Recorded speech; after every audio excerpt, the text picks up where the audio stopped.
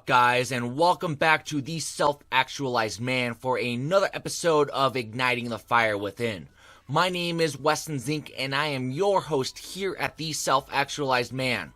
We are a community of men who are proactive in optimizing our lifestyles and maximizing our potential in relationships, in careers, in business, in families, and in life in general. We are also dedicated to helping men embrace their masculinity and live a life of curiosity, integrity, and discipline. Join the Self-Actualized Man Brotherhood over at our Facebook page for more content on how you can transform your life to become the man that you want to be, to gain feedback and support from other men who are walking the path towards becoming real, authentic men instead of just talking about it. If you enjoy this video, smash that like button, subscribe to the channel, and share with your fellow brothers who need to ingest more red pills and unplug from the Matrix. Since I dedicate this channel to you all, I always appreciate any feedback, questions, comments, or personal stories about how I can improve the channel and get you the content that you desire to improve your life and become the man that you want to be. You can leave your responses in the comments below, or you can send me a private email at theselfactualizedman360@gmail.com. In this episode of the Self-Actualized Man, we're going to be discussing the most important investment you can ever make in your life, as well as how you can begin leveling up your life to succeed in your life endeavors, overcome personal barriers and obstacles, and attain the treasure that you are seeking most. So to start this off, I want to discuss the most important investment you will ever make in your life, and this is an investment so few people really ever truly make. This is an investment within yourself. Now, before we delve into why investing in yourself is of utmost importance to Self-Actualized Man, I do want to highlight that I am not emphasizing narcissism in this podcast. Narcissism is an excessive interest in oneself, self-grandiosity, or extreme selfishness. Narcissism is extremely unhealthy and self-destructive, and is actually considered a mental health disorder commonly known as narcissistic personality disorder. Now that I got that disclaimer out of the way, let's continue with your most important investment. So there are three general areas integral to the human experience: the mental, which is relating to the mind, intellect, logic, and reasoning; the physical, relating to the body, physical health, bodily functioning, and energy; and the spiritual, which is relating to the human spirit or soul, consciousness, the existential, or states and areas beyond the limits of personal identity. These three areas are the creative forces behind your life. They allow you to interact with and experience this world, to move from one place to another. They allow you to create, innovate, and imagine or destroy. And they give your life meaning, purpose, and direction. Whether you realize it or not, these three areas are absolutely foundational and extremely influential in every single aspect of your life. So let's first start off with the first investment, which is investing in your mind. So here's a question I have for reflection for you all. What information are you consciously or unconsciously putting into your mind? What are you reading? What are you learning? If you're watching TV, reading the news, playing video games, what information are you absorbing? Are you even aware of what you're putting into your head? Now, I want to emphasize this point because we are usually only consciously aware about 1% of all sensory data in our environment at any given point in time. That means that 99% of sensory information that we are receiving from our environment is entering into our minds on a subconscious level. It's still going in there. We just have no idea what's entering into our psyches. So watch a TV show, the news, or a movie. Oftentimes, these forms of media will influence your mind in two ways. The first influence is information that you are directly observing. So you're seeing a character do or say X, Y, or Z. This could be someone reading a book, someone driving a car, someone getting into a gunfight. This type of influence is usually conscious. We are fully aware of what someone is saying or doing. The second type of influence is much more subtler and significantly more influential on your mind than the first. These are messages that are hidden within what you are directly observing and are commonly known as subliminal messages. These types of messages operate under the threshold of conscious awareness, yet they still leave an imprint on our psyche. So, for example, I imagine most of you have probably seen the Dos Equis beer commercial with the most interesting man in the world, right? You see him traveling around the world, going on sailing ships, exploring the jungle. What do you think the subliminal message implied is in this ad?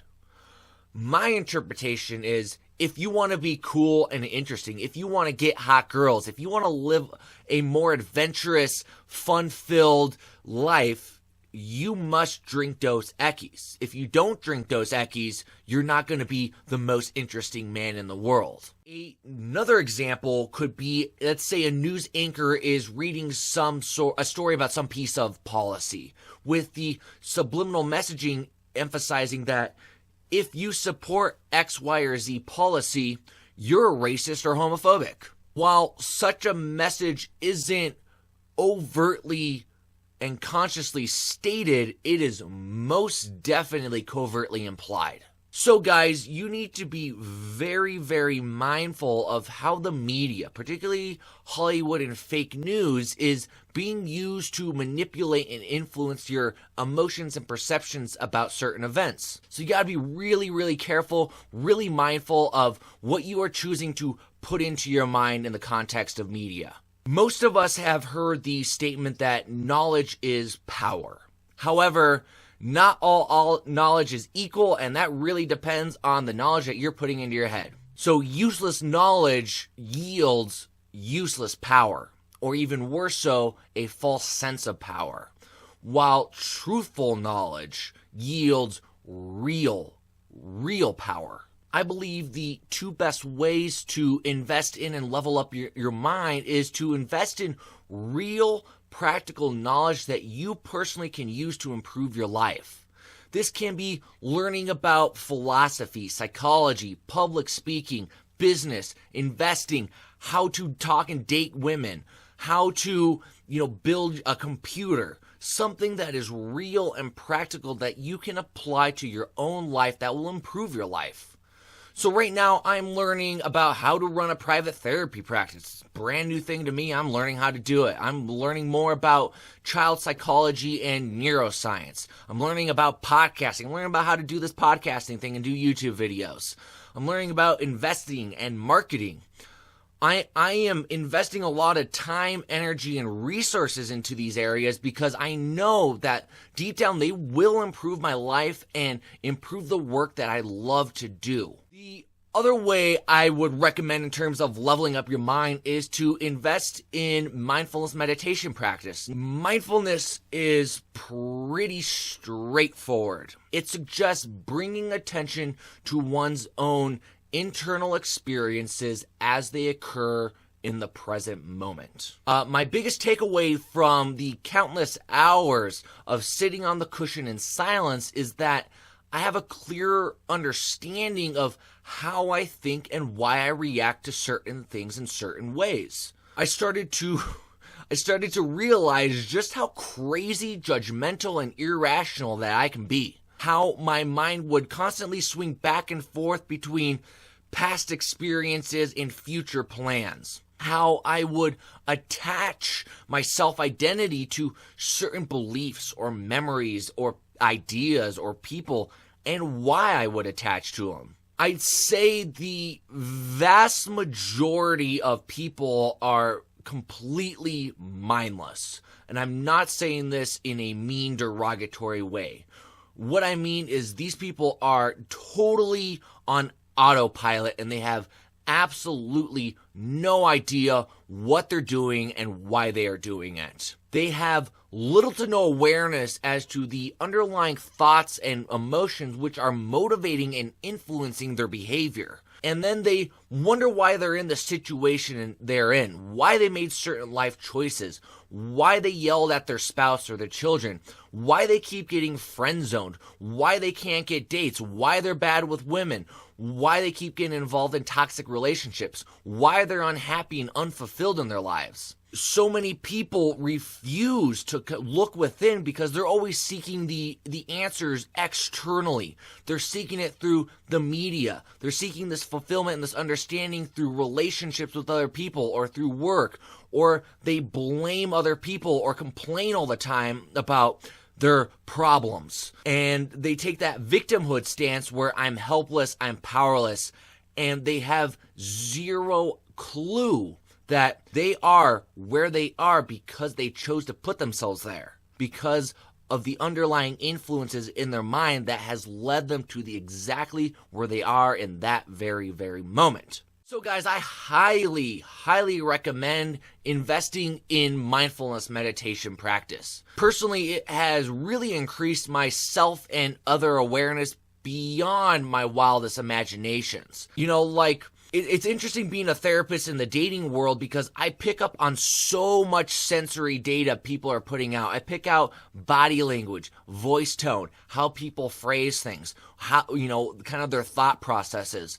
I pick all of this information up all the time, and I'll let you know one of the prices you pay for really cultivating a kind of mindful attitude and lifestyle is you can't shut it off. I tell chicks this all the time.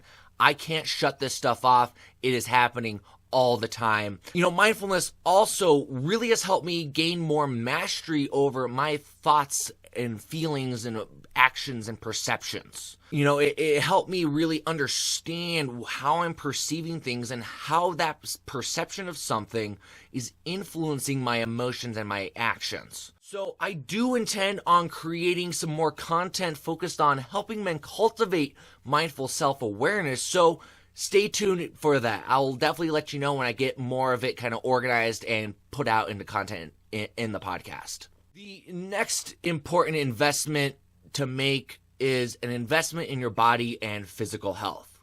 So you look at it this way. Your body is the vehicle for your mind and for your soul. You simply cannot exist in this world without a body.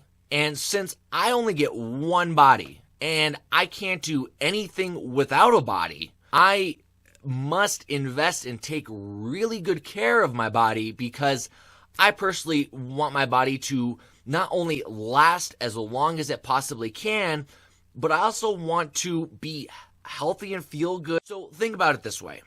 What would happen if you neglected your car? If you never changed the oil or replaced the fluids? If you ignored that clicking and cranking sound? What would happen? Most likely, your car is going to eventually break down. And it will break down to the point where it is often unrepairable. Fellas, your body is no different. If you neglect your body, if you ingest toxic chemicals and heavy metals, which are abundant in processed food, hygiene products, and plastics, if you are frequently consuming drugs and alcohol, whether this is legal or illegal drugs, if you don't exercise and move your body, which your body is meant to move, it will gradually break down. You will start to experience illness, chronic disease, low energy, and eventually your body will fail to operate efficiently and optimally, and then you die. It is also critical for men when investing in their physical health to avoid endocrine disrupting foods and chemicals. So there is a reason why sperm count and testosterone levels have been decreasing in men for the last 50 plus years. I suspect the reason this is it's due to men ingesting endocrine disrupting chemicals while both in utero, in the mom's womb, as well as out of utero throughout their lives. 3 things that I know men should definitely enjoy because they definitely disrupt the endocrine system is bisphenol A, commonly known as BPA, which is found in just about every single plastic product out there. There's also atrazine, which is a chemical used in industrial fertilizer, which also has endocrine disrupting properties. As well as men should avoid all soy products because soy products contain phytoestrogens. These are estrogen mimickers. Now, I don't think I need to tell you this, but for a man, testosterone is absolutely vital to masculine health. Testosterone regulates sperm production, sex drive, bone density, fat distribution, muscle mass and strength, and red cell production. Low levels of testosterone can cause a reduced sex drive, erectile dysfunction, infertility, increased body fat, lethargy, and enlarged or swollen breast tissue, which we men call bitch tits or man boobs. Again, as a part of your physical investment, I highly recommend men consume nutrient-dense, high-fat, high-protein diet and avoid as much as you possibly can foods and chemicals which disrupt testosterone production and just in generally destroy and jack up the entire bodily functioning. And the most important bodily organ you need to invest in and take care of is your brain. Dr. Daniel Amen is one of America's leading psychiatrists and brain health experts. And in his book, Change Your Brain, Change Your Life, he highlights just how important it is for us to protect and take care of our brains. Dr. Amen was one of the lead researchers studying the correlations between CTE, which is chronic traumatic encephalopathy, and the NFL players, in which he found that 110 out of 111 players had varying severities of CTE. Traumatic brain injury has definitely been correlated with personality changes, increased in aggression, violent, and impulsive behavior. So guys, do everything that you possibly can to have a healthy brain, to protect your brain, because your body, one, fails to function totally and fails to function properly without a good working brain. There has also been strong research correlating one's diet, environmental toxins, and stressors with a wide variety of mental health disorders. I also highly recommend, as part of a man's physical investment, is investing in some sort of self-defense training. It is important for men to be capable of protecting his body, his property, and his family from any type of threat. Physical training and fighting has always been a critical component of masculine development for thousands of years. From the Romans, Greeks, and Norse Vikings of Europe to the Shaka Zulu of Africa to the Comanche of North America. All of these cultures sought to help their men train their bodies to be capable of fighting, hunting, and protecting the tribe. Now, of course, here I'm not advocating aggression when I talk about self-defense, but if someone threatens your life, threatens your property, threatens your loved one, as a man, you need to have a well-trained body and mind to be able to respond appropriately to any type of threat. If you're sick, unhealthy, obese, you're not capable of protecting a damn thing. So I've been investing in my health more and more over the last year and a half, because I realized that, if I really don't take care of my body, I can't do the things that I want to do in my life. So, I started by going to the gym. I go to the gym at least 3 times a week, do a variety of degrees of strength training and cardio. I also drastically changed my diet. So I used to drink a lot of soda and consume tons of junk food on a daily basis. I'm gonna cut that stuff out. Now I consume a higher fat, higher protein diet, which, is similar to ketogenics, although I'd still consume carbohydrates and I eat more vegetables, a little bit of fruits. And part of the process of wanting to really invest in my body and my physical health, that kind of put me on a journey of starting to learn more about kinesiology, biochemistry, and the science of strength, because I want to better optimize my body. I want to have more energy. And overall, I want to just feel physically healthier.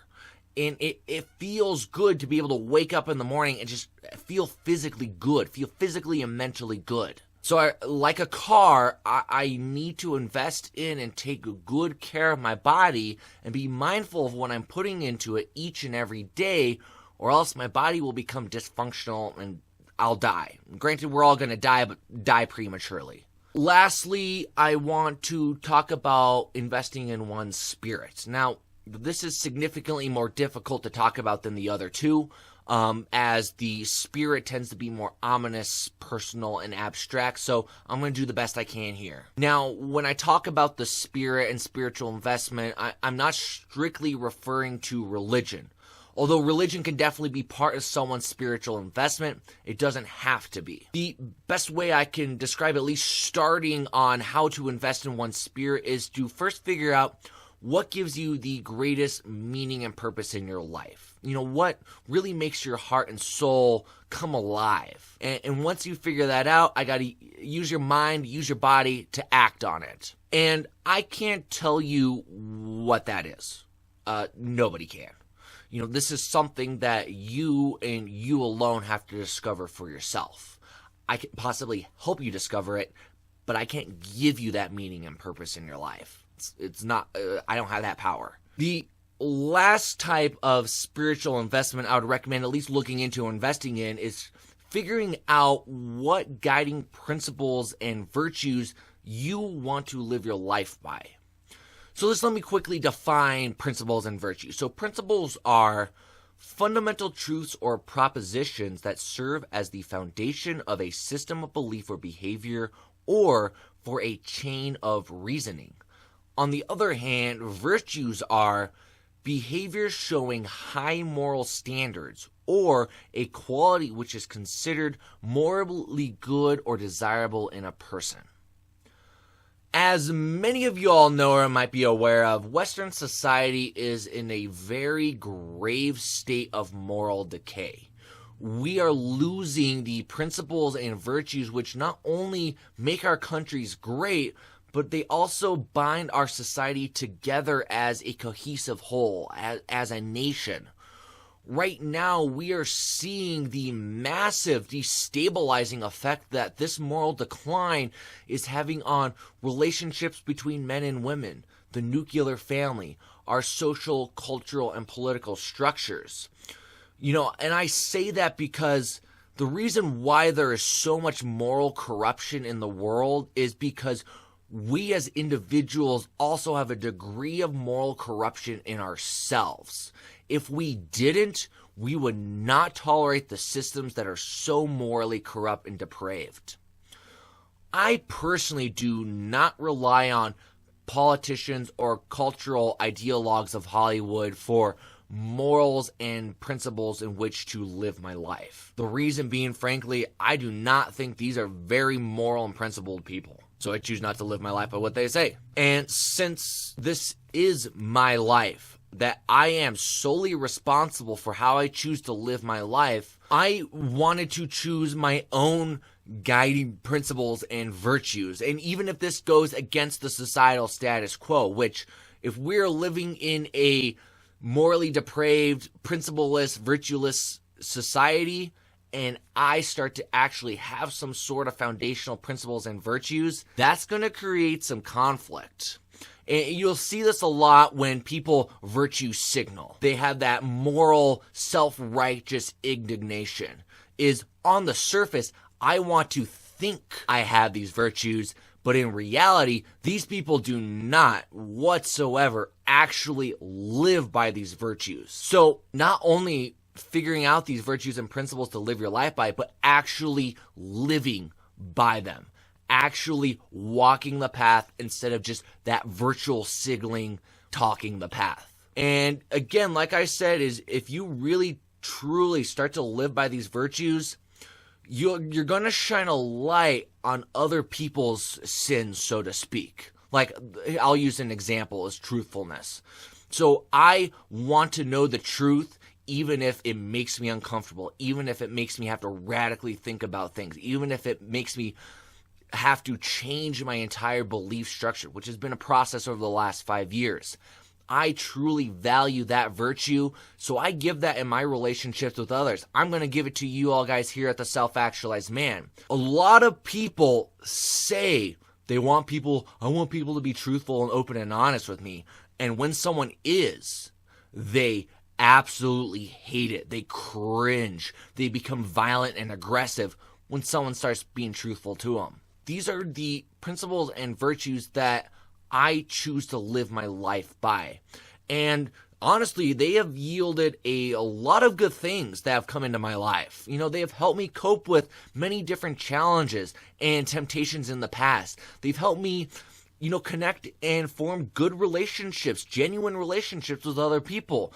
They've helped me come out of dark places. We all go into dark places from time to time. These help me not only work through those dark places, but also to get out, because I stood by what my principles and virtues were. Now, these are just my own personal guiding principles and virtues. And of course, we don't have to have the same ones. And that's also a good thing, not to all be having the same principles and virtues. So I strongly implore y'all, as part of your spiritual investment, to genuinely take the time to figure out how you want to live your life. What are the principles and virtues that you want to live your life by, and that also work for you, that feel natural, that align with you as a person? And I suspect that the more we as individual men begin to live our life by a certain set of principles and virtues, both individually, but especially when these principles and virtues are collectively shared, and we refuse to subscribe to the immoral, depraved nature of political and Hollywood elite that is being spewed through mainstream media and culture. Actually, guys, I actually have some hope and faith that we can actually start changing the direction of our society in a more constructive and positive way. I really do believe that. So I want to hear from you all. I want to hear from you guys. What are some guiding principles and virtues that you choose to live your life by? Also, how have these principles and virtues impacted your life choices, the relationships that you form, and how you just carry yourself and conduct your daily business? I am genuinely curious and interested in what you have to say, so please leave your responses in the comments below. Well, guys, that will about do it for this episode of the Self-Actualized Man, Igniting the Fire Within. And again, guys, remember, it is you who is your best investment.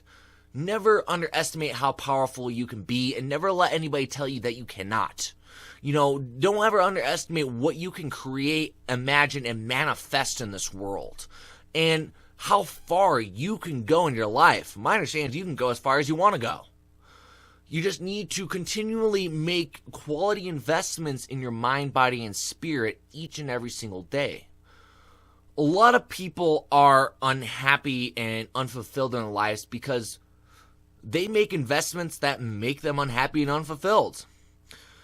Don't be one of the sheeple. Don't be one of those people who just continually invest in crappy investments that are making them happy and unfulfilled, and then bitch and complain about why their life sucks. And if you are this person, stop making such crappy investments. Invest in good things in your life. And don't take these investments lightly either. These are serious things. They can seriously change your life. Sometimes you'll see these results instantaneously. Sometimes these results may not come for years or decades later. I know for my investment in mindfulness meditation practices, I thought that this was a whole bunch of BS. I wasn't seeing any change. I didn't see anything going on. I wasn't more aware of, myself or things going on until about 3 or 4 years later. I really started to notice a massive, noticeable, observable change in just how I perceive myself, how I perceive the world, how I perceive others. And also remember that change works at 2 different processing speeds. One is quick and rapid, the other is slow and gradual. The bigger things that you want to accomplish in your life, the more patience and investment you will need to make. No one ever in history has ever made it to the championship arena instantaneously. The man who steps into the championship arena is the same man who made investment after investment after investment dedicated to his goal over a long period in time. It is the continual investment in the small things, the tiny things in your life, the things that most people don't even pay attention to, that will give you the necessary capital to invest in and attain the bigger things in life, to step into that arena, to be that man in that arena. It takes a lot of small investments to get the big ones. So guys, if you make good investments and cut out the bad investments and liabilities in your life, I can promise you in the heart of hearts that you will get to where you want to go in your life. You will get to the championship arena. Once again, thanks again for tuning in to another episode of the Self-Actualized Man. Again, I greatly appreciate all the help and support that you have given me. Please like and share the video and subscribe to my channel, and also check out our Facebook Brotherhood at www.facebook.com/the Self-Actualized Man. Until next time, fellas, peace.